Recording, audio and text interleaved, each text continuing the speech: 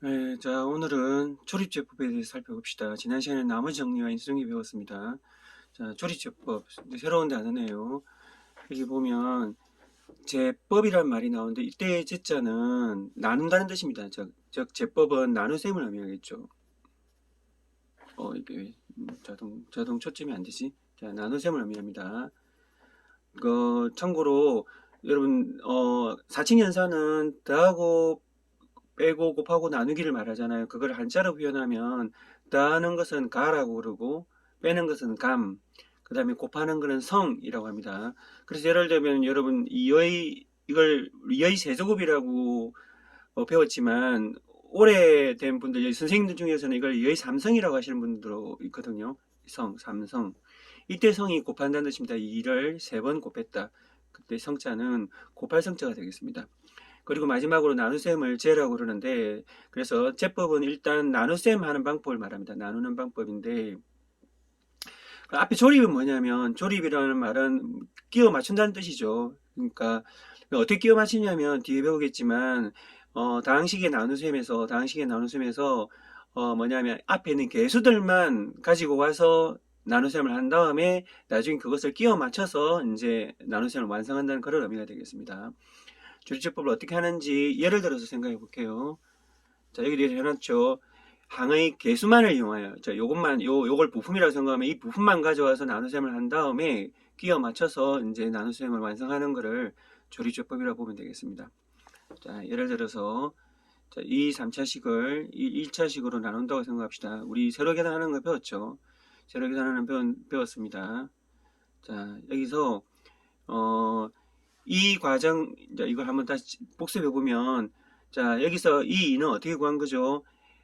x의 개수에다, x에다가 무엇을 곱하면 2x 제곱이 되느냐고 한 거죠. 그래서 이제 2x 제곱이 된 겁니다. 그런 다음에, 그 다음에 요거랑 요거랑 곱해주고, 요거랑 곱해주고, 그 결과를 여기 적습니다. 자, 먼저, 요 녀석은 x랑 뭘 곱해서 요게 되는지, 그거에 의해서 결정되었다 했죠. 그 다음에 이게 한번 결정되어지면, 요거랑 곱해지고, 그 다음에 요거랑 곱합니다. 여기랑 곱한다는 걸 잘 기억해놓고, 그런 다음에 빼줍니다. 그럼 당연히 이거는 맨 앞에 있는 2x 제곱은 없어지겠죠. 왜냐면, 원래 이걸 2x 제곱을 만들어주기 위해서 이걸 곱한 거니까, 당연히 이걸 없애주려고 이걸 곱한 거니까, 그죠? 이렇게 되고, 그 다음에 빼주면 x제곱이 되고 5x 그대로 내려놓았습니다. 그죠? 그 다음에 두 번째로는, 자, 이 x에다가 뭘 곱해주면 x제곱인 거 생각합니다. 뭘 곱해주면 되죠? x를 곱해주면 되죠. 그러면 당연히 요거랑 곱해서 x제곱이 되고, 그 다음에 마이너스 2랑 x랑 곱해서 마이너스 2x가 됩니다. 그리고 다시 빼주고, 그러면 이제 다시 또 7x가 되려면 x에다 뭘 곱해서 7x가 되죠? 7이죠. 그래서 7을 적어주고, 그럼 당연히 이제 7x 되고, 그 다음에 마이너스 2랑 7랑 곱해서 마이너스 14가 되고, 빼져서 16이 되고, 더 이상 이제 차수가 1차보다 낮은 상수항이 되었으니까 더 이상 이제 나눌 수가 없죠. 그래서 이제 결론적으로 몫은 요게 되고 나머지는 16일이 된다고 한 거죠. 자, 그러면 이제 이거를 여기서 이제 개수들만 적어 볼게요. 자, 여기 2, 마이너스 3, 그 다음에 5, 그 다음에 2 이렇게 갖다 놓고, 그 다음에 왼쪽 편에 이제 이렇게 니은자를 그린 다음에 여기에는 x-2에서 2만 가져옵니다. 조심해야 할 거는 마이너스를 가져오지 않습니다. 2만 가져옵니다. 마치 우리가 나머지 정리해서 x-알파로 나눴을 때 나머지는 그러니까 다항식 bx를 x-2로 나눠서 나머지는 p-2가 아니고 p2인 것처럼, 그래서 여기도 마찬가지로 x-알파로 나눴을 마이너스 알파로 나눴을 때의 그 알파에 해당하는 숫자만 가져옵니다. 마이너스는 빼놓고 2만 가져옵니다.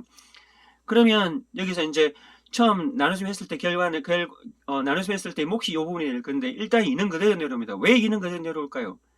자, 왜 2는 그대로 넣냐면 x의 개수가 1이기 때문입니다. 무슨 말이냐면, 아까 여기 처음 몫에서 왜 2x제곱이 된다 했죠? 요 x에다가 뭘 곱해서 요게 되는가 했죠? 그런데 여기서 우리가 나누는 다항식의 1차의 개수가 1이기 때문에 언제나 여기 나오는 이 2차 몫의 첫 번째 개수는 주어진 식의 첫 번째 개수랑 언제나 같습니다. 왜 그렇다고요? 나누는 식의 x 개수가 1이니까. 그러니까 요게 만약에 EX 세제곱이니까 여기 EX 제곱이 됐지만 만약에 3X 세제곱이었다면 여기 당연히 3이 되겠죠. 왜냐하면 X의 개수 1이니까 거기다 3을 곱해야 3이 되는 거니까. 그래서 맨 처음에 있는 개수가 몫의 첫 개수가 되는 겁니다. 언제나. 왜 그렇다고요? X의 개수가 1이기 때문입니다. X의 개수 1이기 때문에 여기에다 나누어지는 식의 첫 번째 개수가 항상 몫의 첫 번째 개수가 되는 겁니다. 그래서 그냥 그대로 내려오고, 그 다음에 두 번째로는 요 2하고 여기 처음에 2하고 곱해줍니다. 곱해주는데 그게 그 숫자를 잘 보면 요 4죠. 4인데 원래에서 우리 나눗셈 실제 나눌 때는 마이너스 4가 됐죠. 왜 부호가 반대가 됐죠? 자, 원래는 원래 나눗셈에서 나온 식은 마이너스 4x 제곱인데 여기서는 그냥 4라고 적었습니다. 왜냐하면 2 곱하기는 그냥 4인데 왜 그렇죠? 그건 당연히 여기서 x 마이너스 알파에서 2만 가져왔잖아요. 마이너스는 빼놓고 2만 가져왔으니까 부호가 반대가 되는 겁니다. 그러니까 원래 곱할 때는 마이너스 2랑 곱해져서 마이너스 4가 되지만 여기 조리제법에서는 마이너스는 쏙 빼먹고 2만 가져온 거죠. 2만 가져왔으니까 부호가 반대가 되는 거죠. 여기서는 마이너스 4였지만 4가 되는 겁니다. 그 다음에 이제 조리제법에서는 요 개수하고 더해줍니다. 더해줘서 1이 되는데 왜 더해줄까요? 방금 말했잖아요. 부호가 서로 반대기 때문이죠. 여기 보면 원래 마이너스 4였죠. 원래 나눗셈에서는 마이너스 4였는데 이 나눗셈 과정에서는 위의 식에서 아래 식을 빼줍니다. 그러면 마이너스 4였는데 빼주니까 마마에서 플러스가 되는 거죠. 그래서 여기서 플러스가 되는 겁니다. 왜냐하면 이 빼준다는 역할이 어디로 포함된 거죠? 마이너스 2, 원래는 마이너스인데 2만 곱하는 거, 조리제법에서는 2만 곱하는 걸로 됐기 때문에 이미 마이너스가 반영이 되어 있는 거죠. 그래서 원래식에서는 빼주지만 여기 조리제법에서는 플러스가 되는 겁니다. 자, 이해가 안 되시면 잘 생각해 보세요. 왜 실제 나눗셈에서는 백인데 조리제법에서는 왜 플러스가 된다고요? x-2에서 여기 조리제법상에서는 그러니까 원래식 나누는 식은 x 빼기 2였는데 조리제법에서는 그냥 2만 적었기 때문입니다. 즉 마이너스를 빼고 생각한 거죠. 그러니까 이제 원래식에서는 뺄셈이었는데 조리제법에서는 더하기가 되는 겁니다. 자, 같은 식으로 더하면 1이 되고 또 마찬가지 2를 곱해주겠죠. 요 2를 곱해주면 2가 되고 더해주고 그 다음 다시 곱해주면 14가 되고 더하면 되는데 맨 마지막이 나머지가 되겠습니다. 맨 마지막이 나머지라 될 수 있는 거는 1차식으로 나누기 때문이죠. 그렇죠. 1차식으로 나누기 때문에 그렇고 그 다음에 이렇게 구한 다음에 차수 이게 이제 거꾸로 자 몇 차인지 확인해 봅시다. 상수항 1차항 2차항입니다. 그래서 2에다가 x제곱을 다시 끼워주고 1에다가 x를 곱해주고 그렇게 해서 이렇게 완성하는 거예요. 즉 조리제법에서는 개수만 가져와서 계산을 한 다음에 다시 끼워 맞춰주죠. 자, 요 2는 실제로는 2x제곱, 요 1은 실제로는 x. 그렇게 이제 끼워 맞추기 때문에 조립이란 말을 쓰는 거예요. 다시 조립한다. 이제 부품만 가지고 나눗셈을 한 다음에 마지막에 답을 적을 때는 이렇게 적으면 안 되잖아요. 이거를 이제 2, 1, 7을 가지고 이렇게 몫을 완성하기 때문에 조립이라고 합니다. 영어로는 synthetic, 이렇게 합성한다는 뜻이겠죠.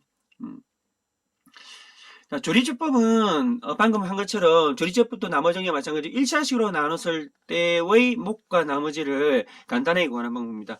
자, 일단은 조리제법은 이제 물론 이제 조리제법 중에서는 1차식으로 인수분해되는 2차식으로 나눴을 때의 몫과 나머지도 빠르게 구하는 방법이 있긴 있는데 복잡하니까 우리 교과서에서는 다루지 않습니다. 다루지 않고 그래서 일단은 우리가 다루는 교과서에서 다루는 조리제법은 뭐와 같다? 일단 나머지 정리처럼 1차식으로 나눴을 때만 사용한다. 기억하고 그런 점에서는 같은데 어떤 게 나머지 정리와 다르냐면 나머지 정리는 오로지 나머지만 구할 수 있지만 조리제법은 몫과 나머지도 함께 구하게 해준다는 겁니다. 결국은 정식 나눗셈을 할 수 있다는 뜻인데 대신 이제 우리가 배우는 수준에서는 1차식으로 나눴을 때만 간단하게 할 수 있다는 뜻이겠죠. 자, 그랬을 때 이제 한번 해봅시다. 예제 5번을 볼까요? 자, 나누어 보아라. 그러면 마다 이제 개수만 일단 가져온다 했죠. 자, 여기 x 세제곱의 개수 1 여기 적고, 그 다음에 여기 조심해야 될 거는 여기 2차항이 없잖아요. 2차항이 없으면 이렇게 0을 적어둬야 합니다. 2차항이 없지만 0을 적어야 됩니다. 그 다음에 1차항이 마이너스니까 마이너스를 적어주고, 그 다음에 상수항이 4니까 적어줍니다. 요거 중요합니다. 자, 없는 항의 경우에도 0이라 적어줘야 됩니다. 이것은 마치 101하고 11하고 다르죠. 요 0은 0이라는 것은 없다는 거지만 자리 값을 차지하잖아요. 그러니까 이 0이 있음으로 해서 요 101은 뭐지? 100 더하기 1이라는 걸 알 수 있습니다. 그죠? 100 더하기 1이고 11은 10 더하기 1이고 차이가 나죠. 마찬가지로 그러니까 만약에 이 0이 없다고 한다면 요거는 x 세제곱 마이너스 x 플러스 4가 아니고 x 제곱 마이너스 x 플러스 4가 됩니다. 즉 이 0이 있고 없고에 따라서 이 앞에 있는 1의 차수가 달라지는 거죠. 0이 없으면 2차항이 되는 거지만 2차항의 개수가 되는 거지만 0이 있기 때문에 3차항의 개수가 됩니다. 마치 0이 있기 때문에 요 앞에 있는 1이 100의 자리 숫자가 되고 0이 없기 때문에 이 앞에 있는 1이 10의 자리 숫자가 되는 것과 마찬가지입니다. 그래서 이제 어떤 비어있는, 그러니까 이제 3차, 1차 사이에 2차항이 없는 경우에도 반드시 0을 적어야 된다는 걸 기억하고, 그 다음 아까 여기 왼쪽에 적어야 되는 게 뭐라고 했습니까? 자, x-알파일 때 알파를 했죠. 다시 말해서 나운쌤 정리해서처럼 x 플러스 1이 0이 되게 하는 x 값을 적어줍니다. 자, x 플러스 1이 0이 되게 하는 x 값은 1이 아니고 마이너스 1이죠. 마이너스 1을 적어주고, 자, 그러면 1은 그대로 온다 했죠. 자, 1은 그대로 오고, 그 다음에 이게 두 개 곱합니다. 곱하면 마이너스 1이 되고, 두 개 더합니다. 빼는 게 아니라 실제 나누면 빼지만 저리체법에는 더합니다. 더하는 이유는 x 마이너스 알파이기 때문에 그랬다 했죠. 자, 더해주면 마이너스 1이 되고 다시 이 녀석이랑 곱합니다. 그럼 플러스 1이 되겠죠. 더해주면 0이 되고 다시 곱합니다. 마이너스 1을 곱하면 0이 되고 더해주면 4가 되겠죠. 그러면 이제 이게 상수항 1차항 2차항이니까 몫은 x제곱 마이너스 x, 상수항은 0이니까 안 적을 필요 없고 나머지 4라는 걸 알 수 있겠죠. 자, 이게 헷갈리면 일단 이걸 보면 3차식을 1차식으로 나누는 게 당연히 몫은 2차식이겠죠. 그래서 이 차수는 다시 한번 확인해 보면 됩니다. 3차를 1차로 나누면 2차다. 그래서 이게 2차식이 맞는지 결과를 한번 더 확인해 보는 거 괜찮겠죠. 자, 요 두 문제가 있는데 요걸 한번 해볼게요. 그렇죠. 요게 낫겠네요. 자, 한번 해보겠습니다. 먼저 맨 앞에 있는 개수가 1이죠. 그 다음에 3차항의 개수는 3입니다. 그 다음에 2차항의 개수가 없네요. 자, 없으면 어떡하라? 없어도 적어라. 0. 그 다음에 1차항의 개수도 없네요. 또 적어라. 0. 그 다음에 상수항은 마이너스 4. 그 다음에 니은자 하고, 그 다음에 요 뒤에 나누는 1차식을 0이 되는 x값을 찾아라. 그게 뭐죠? 자, 마이너스 1입니다. 마이너스 1. 자, 먼저 첫 번째는 그대로 내려온다 했죠. 1 그대로 내려오고, 자, 두 개 곱합니다. 마이너스 1. 그 다음 어떻게 한다? 빼는 게 아니라 더한다. 빼는 게 아니고 더한다. 자, 2. 다시 곱하죠. 마이너스 2. 다시 더합니다. 마이너스 2. 다시 곱합니다. 플러스 2. 다시 더합니다. 2. 다시 곱합니다. 마이너스 2. 그 다음에 이게 이제 마지막 나머지니까 두 개 더하면 마이너스 6 되겠죠. 그래서 이제 답을 적을 때 몫은, 자, 일단 몇 차식인가, 몫이 몇 차식인가 한번 생각해 봅시다. 나누어지는 식이 4차식이죠. 나누는 식이 1차식입니다. 그럼 몫은 3차식이 되겠죠. 그래서 맨 앞에 있는 게 x 세제곱. 그럼 두 번째 게 2x 제곱. 세 번째 게 마이너스 2x.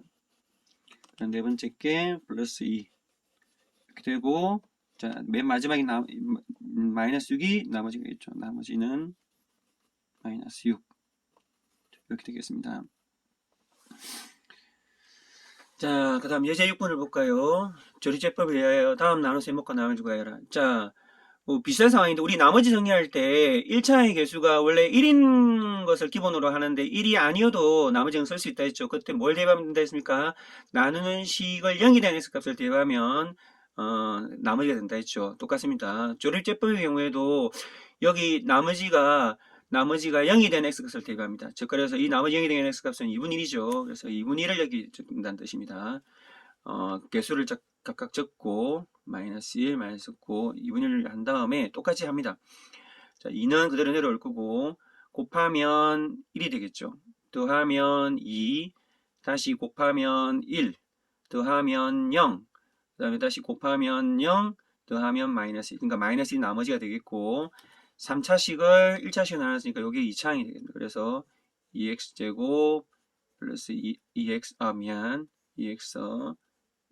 0은 더하나만 하니까 끝이겠죠. 그래서 그래서 이렇게 적으면 안 된다는 겁니다. 자, 이거는 왜 그러냐면, 자, 보세요.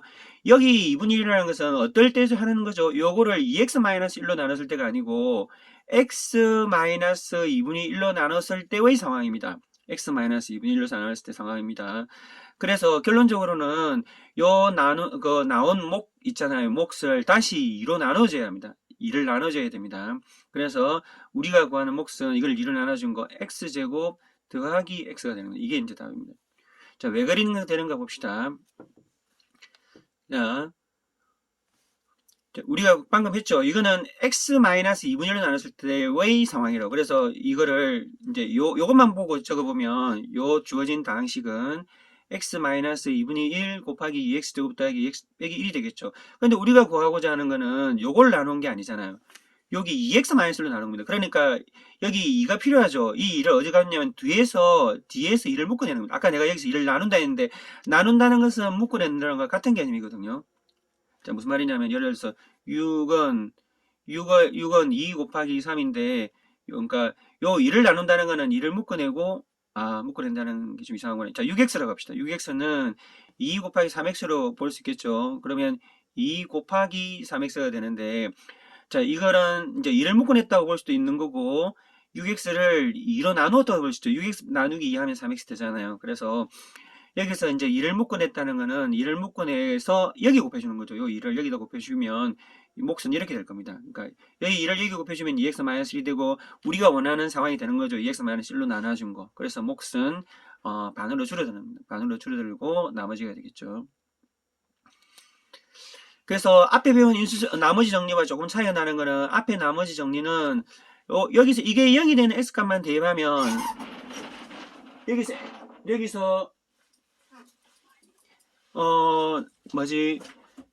0이 되는 나머지 정리의 경우에는 0이 되는 x값만 되면 나머지는 그대로 변함이 없습니다. 여기도 실제로 그렇죠. 여기도 2를 묶어낼 때 뒤에 있는 나머지는 영향을 받지 않잖아요. 그래서 나머지는 상관이 없는데 나머지만 구할 때는 별도로 또 생각해 줄 필요는 없는데 몫을 구할 때는 여기 x 앞에 있는 개수로 다시 나눠줘야 합니다. 자, 뭐다? x 앞에 있는 개수가 1이 아닌 1차식으로 나눴을 때는 이 1차식을 0이 되는 x값을 적어 넣어서 계산을 완성한 다음에 몫을 다시 x 앞에 있는 개수로 나눠줘야 됩니다.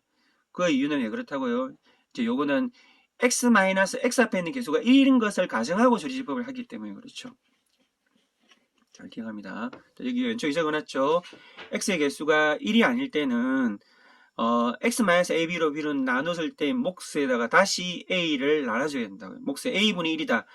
몫의 a분이다. 그러니까 이 몫 곱하기 a분이라는 말은 a분의 1을 곱한다는 말과 a를 나눈 것 같죠. 그래서 a를 나눠준다고 생각하면 됩니다. 자, 이번에는 뭘 해볼까요? 두 개 중에서 이번엔 요걸 한번 해볼까요? 자, 먼저 일단 개수를 적어볼게요. 6, 3차항, 2차항은 마이너스 1, 1차항은 2. 상수함 없죠? 없어도 적어준다 했습니다. 자리를 차지해야 되니까 만약에 0이 없으면 이건 어떻게 된다? 6x 제곱 마이너스 x 플러스 2 이렇게 이해되겠죠? 0이 있어야 6x 세제곱 마이너스 x제곱 플러스 2x 이렇게 표현할 수 있겠습니다. 자, 그 다음에 여기는 뭘 적는다? 뒤에 있는 1차식을 0이 되는 x값, 뒤에 있는 1차식 0이 되는 값은 마이너스 2분의 1이다. 자, 그러면 6은 그대로 온다 했죠. 곱하면 마이너스 3. 그 다음에 더하면 마이너스 4. 곱하면 2. 더하면 4. 곱하면 마이너스 2. 그래서 마이너스 2가 되고. 자, 그랬을 때 몫은 뭐다? 자, 이게 아니라 했습니다. 자, 일단 3차를 1차 나눠서 2차겠죠. 2차인데 몫은 이게 아니고 요걸 다시 뭐로 나눠야 된다? 요 x 앞에 있는 개수 2로 나눠야 된다. 자, 나눠봅시다. 2로 나누면 뭐가 되죠? 3 마이너스 2 플러스 2. 나머지는 나누면 안 됩니다. 다시 나머지는 영향을 안 받는다 했죠. 여기 묶어낼 때도 나머지는 그대로입니다. 그러니까 요 몫에서만 공통인수 2를 묶어낸 거죠. 그래서 나머지는 영향을 안 받습니다. 조심해야 됩니다. 나머지까지 나누면 안 됩니다. 나머지는 영향을 받지 않는다. 그걸 우리가 확인할 수 있는 게 뭐죠? 나머지 정리에서도 이게 x 앞인 개수가 1이 아니더라도 이 1차식을 0이 되는 x 값을 대입하면 끝. 거기 바로 그 자체가 나머지 다시 그 나머지가 뭐 거기서 또 뭐 2를 나눠야 되는 건 없었잖아요. 그러니까 나머지는 영향을 안 받습니다. 뭐만 영향을 받는다? 몫만 x 앞에 있는 개수를 나눠주면 된다. 그래서 2를 나눠서 이렇게 적어주고 그럼 몫은 뭐가 되겠죠? 3x 제곱 마이너스 2x 플러스 2 이렇게 되고 나머지는 마이너스 2 된다는 걸 알 수 있겠죠. 자, 그렇게 조립조법을 이 정도 하겠습니다. 조립조법은 다항식을 1차식으로 나눌 때 몫과 나머지 한꺼번에 다 같이 구할 때 간단히 수행하기 위해서 하는 거라 했죠. 자, 진도는 여기까지 나가고 나머지 시간에 문제를 좀 풀어볼게요. 일단 교과서 32쪽 32쪽 문제를 봅니다. 자, 16번을 볼게요. 16번 직육면체에서 모든 모서리 길이 합이 20이고 대각선 AG 길이가 3일 때 이 직육면체의 건널비를 구하시오 되어 있네요. 자, 칸이 좀 부족하니까 옆에 조금 옮겨서 하겠습니다. 여기 나와 있죠. 자, 이게 직육면체입니다. 직육면체는 어떤 걸 직육면체라고 하면 모든 면이 직사각형으로 이루어져 있는 거죠. 이루어져 있는 입체 도형이 될 텐데 직육면체 지금 주어진 조건이 모서리의 합이라 했으니까 이 모서리를 어떻게 표현할 것인가를 생각해 봅시다. 그리고 그 다음에 이제 대각선의 길이도 마찬가지로 모서리를 어떻게 표현할 것인가. 그랬을 때 건너별도 어떻게 표현할 것인가. 일단 모서리라는 것은 입체 도형의 입체 도형을 이루는 선분을 말하는 거죠.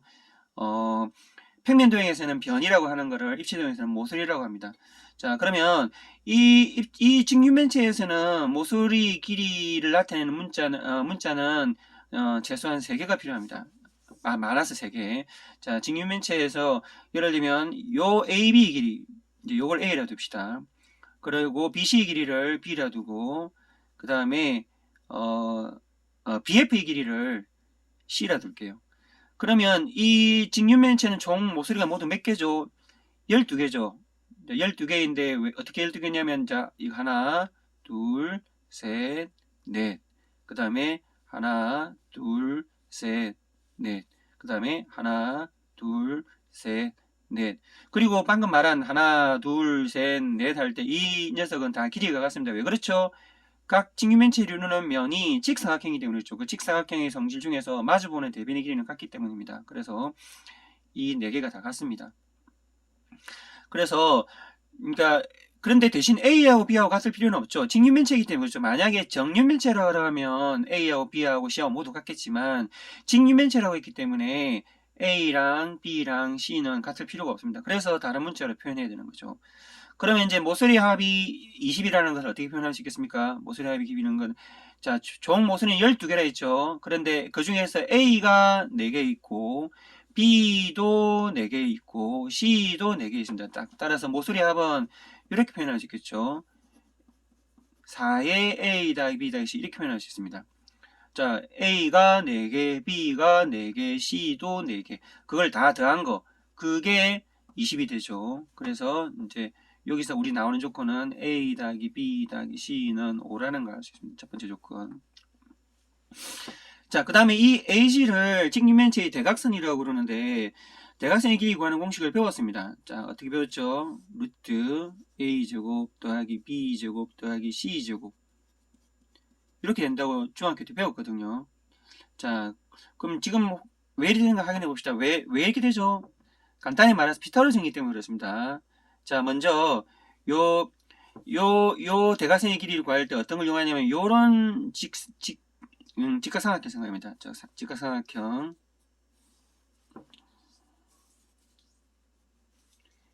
A E, G를 생각하는 거죠.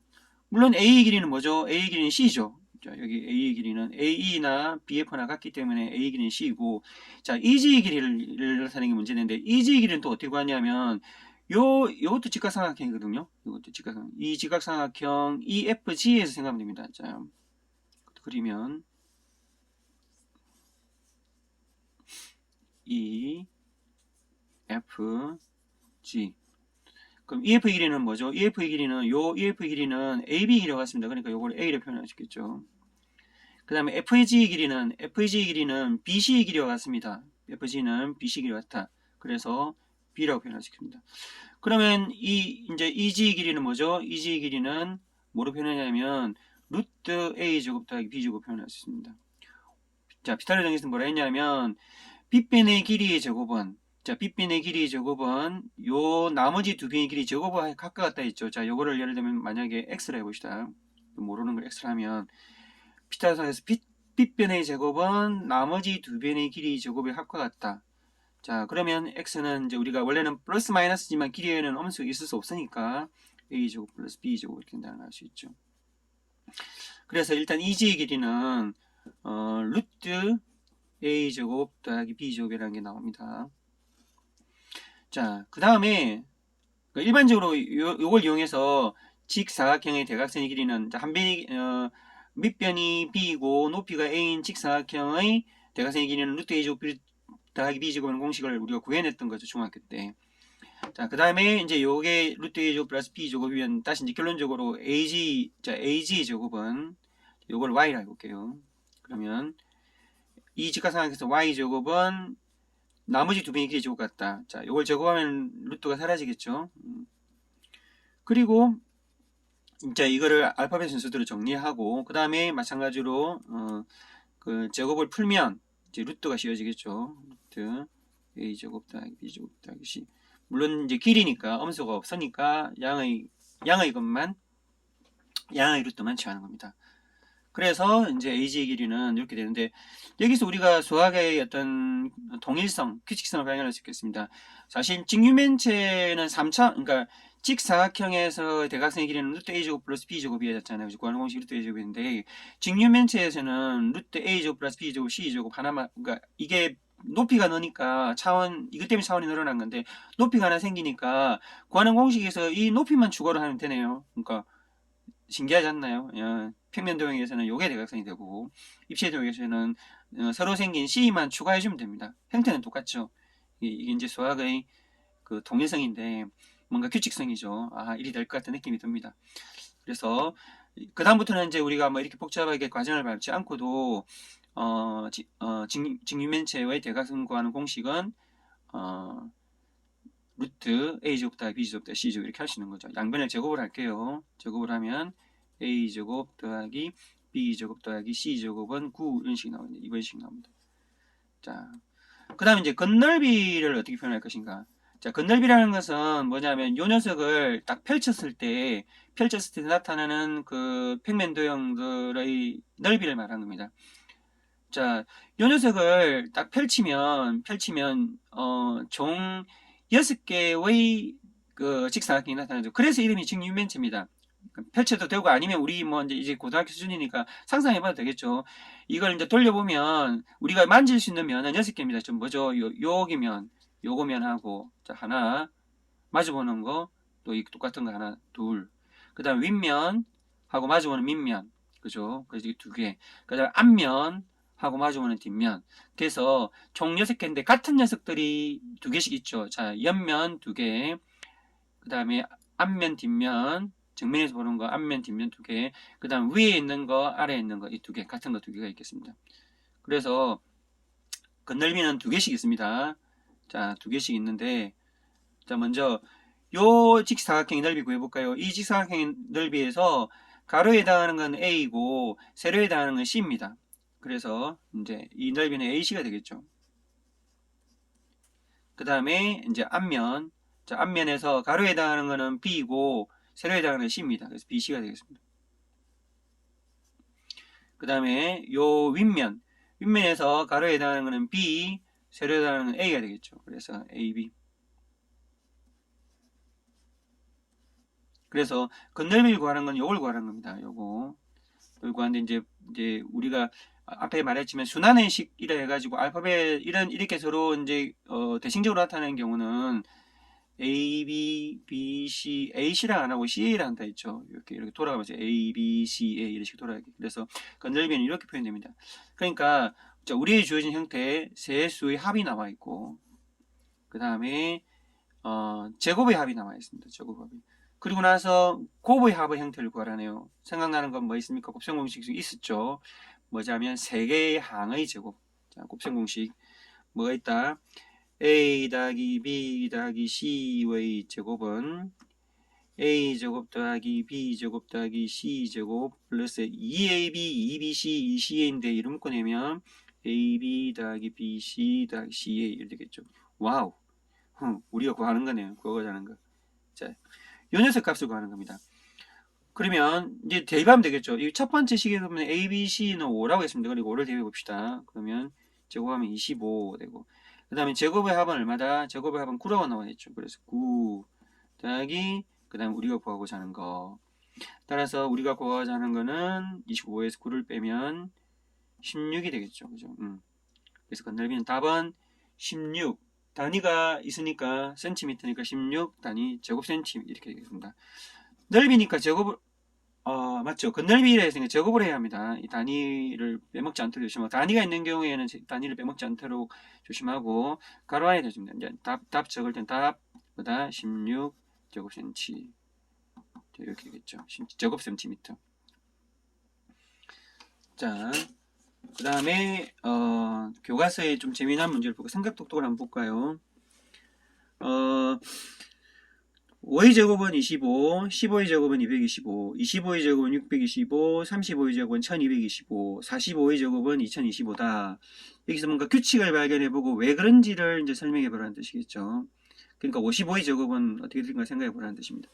일단 딱 눈에 보이는 공통점은 전부 25가 마지막에 나옵니다. 25, 그죠? 여기 25, 25, 자, 25. 그래서 55의 제곱도 아마도 마지막 두 자리는 아마 25일 거다. 그러면 앞에 있는 숫자가 뭘까? 앞에 있는 숫자, 앞에 있는 아마도 두 개겠죠. 두 개의 숫자가 뭘까? 그거를 생각해요. 그러면 여기는 안 나타나 있고, 여기는 2가 있고, 여기는 6이 있고, 여기는 12가 있고, 여기는 20이 있습니다. 여러분 중에서는 조금 그 수학적 재능이 있는 친구들은 이것만 가지고도 아마 규칙을 발견해내는 친구들이 있을 수 있습니다. 있을 수 있는데 뭐 선생님은 그런 정도는 아니고, 그래서 이제 부득이하게 이제 요렇게는 안 되고 여기서 이제 힌트를 줬으니까 계산 과정에서 항등식이 써있다고 하거든요. 여기 찾아보는데 고맙고로 여기 보면 이 친구가 똑똑하네요.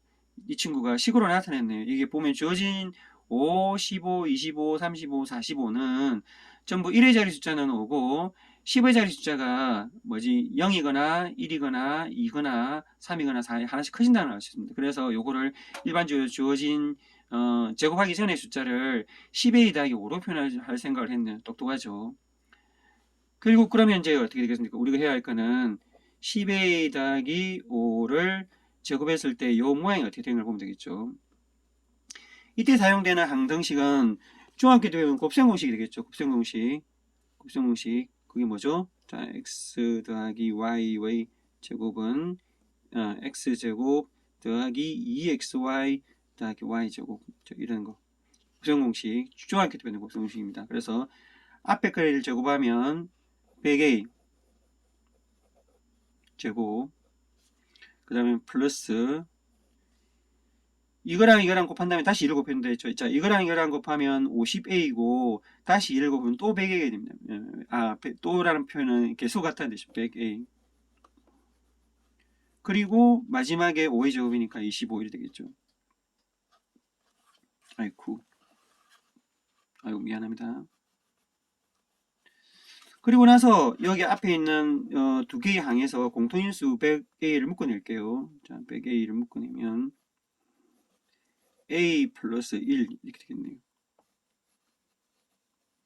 자, 이렇게 보니까 앞에 보니까 100이 곱해졌잖아요. 이게 무슨 말이냐면 100이 곱해졌으니까 뒤에 나오는 수가 뭐든지 간에 100이 곱해지니까 이 앞에 있는 수만 보면 뒤에 나오는 수에다가 동그라미 두 개를 붙여준다고 생각합니다. 예를 들면 뒤에 있는 숫자가 3이다.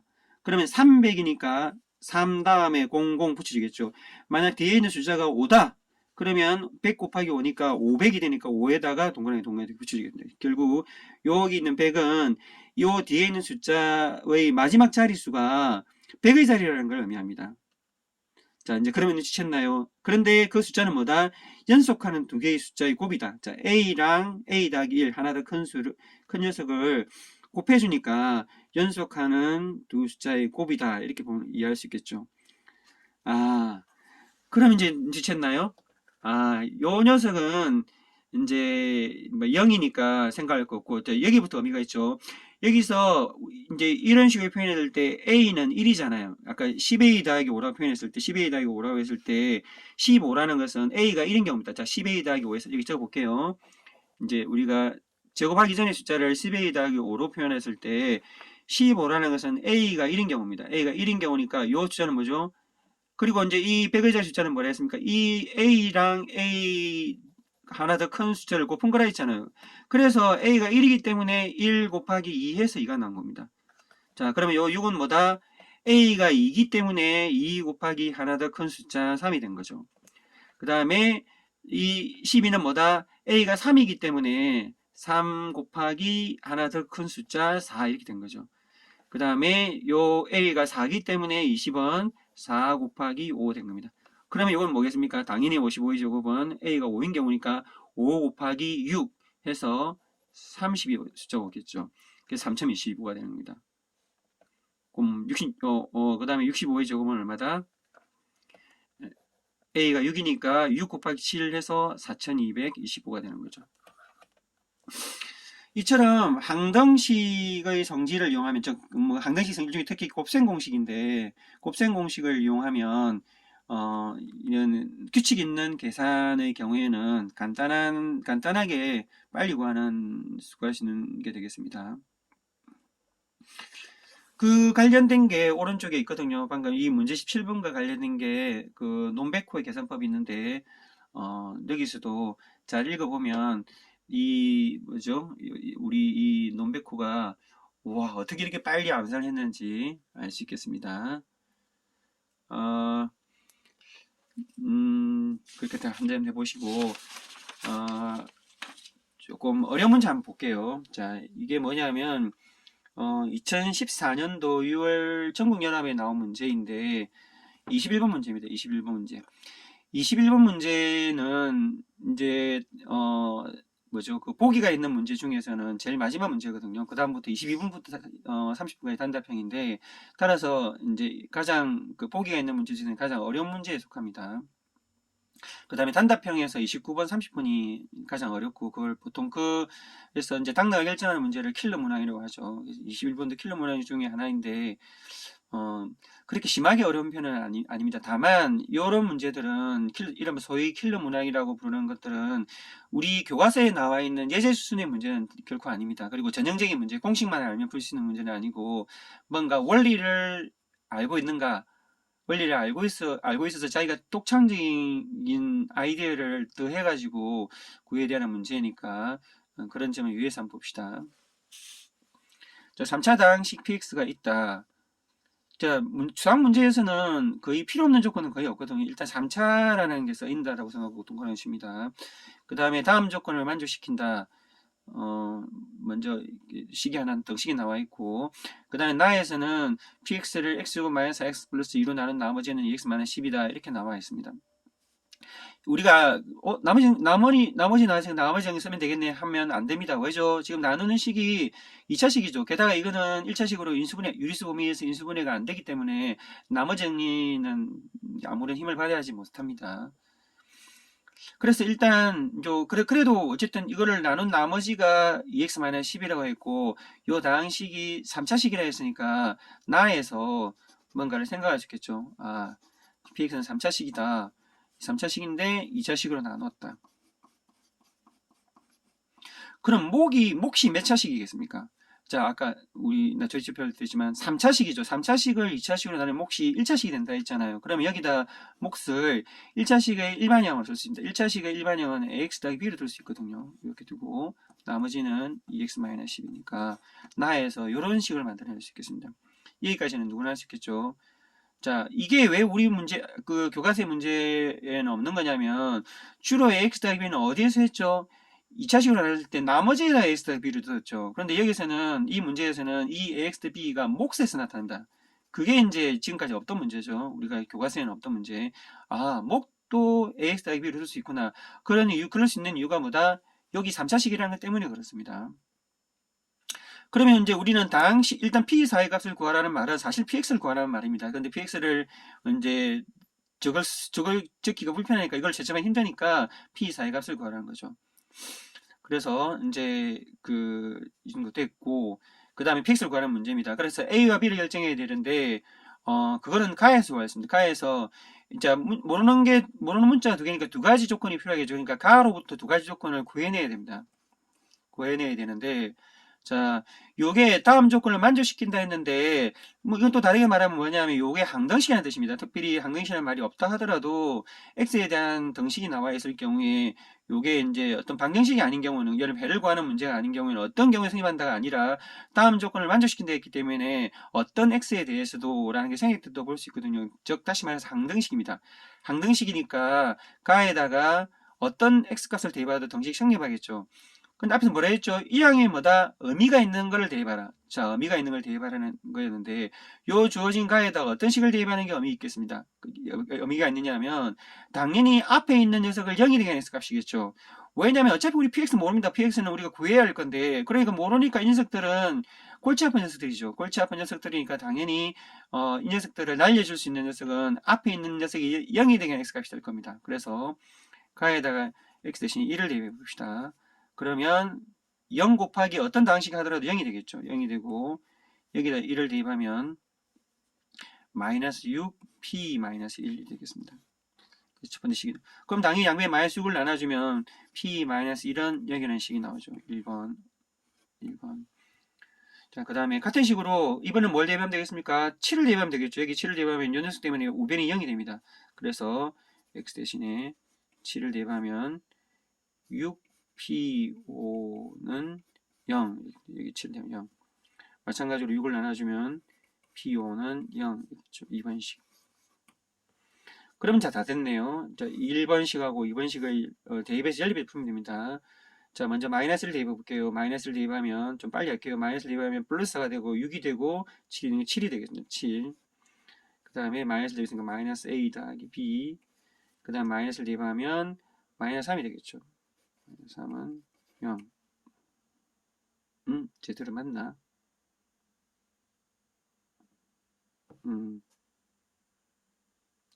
마이너스를 대입하면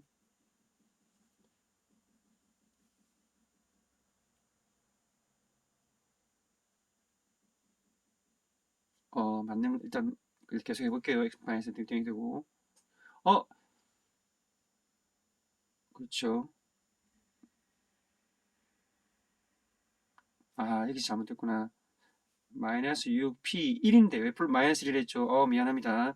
x 대신 1을 대입했는데 왜 마이너스 1을 했지? p1 p1이 0입니다. 죄송. p1이 0입니다. 미안합니다. 그래서 다시 시작했습니다. 여기 p1은 0이라는 이제 1을 대입해 볼게요. 1을 대입하면 1 더하기 3은 3이고 4를 빼면 마이너스 되겠습니다. 그래서 마이너스 a 더하기 b.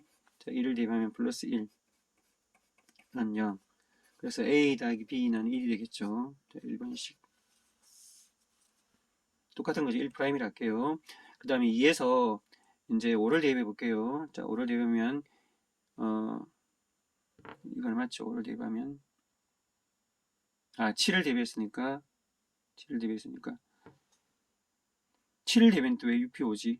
여기 앞에 거니 7을 대입하기 맞죠? 그 p 5니까 5를 대입하면 자, 25 빼기 20 그럼 5, 7이 되겠죠. 7에 그 다음에 5a 더하기 b 그 다음에 5를 대입하면 9 되겠습니다.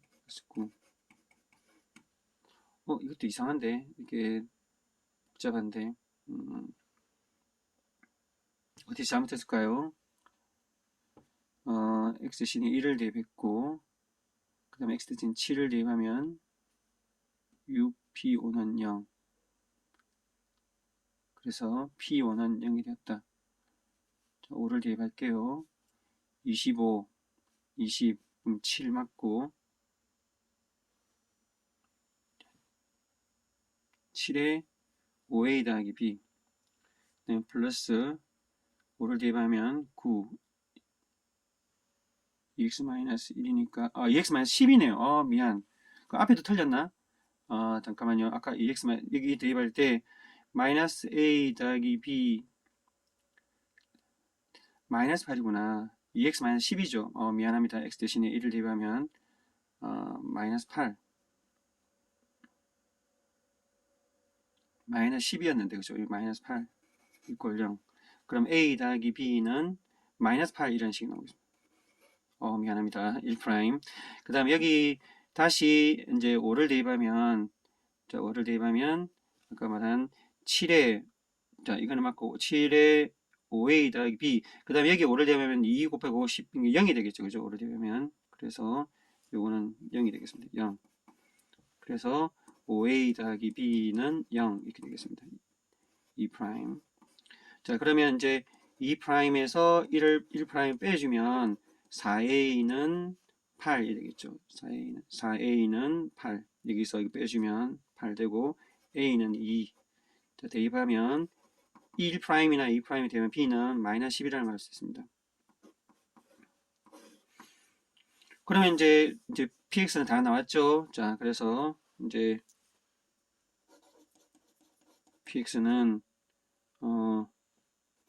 x제곱 마이너스 4x 플러스 2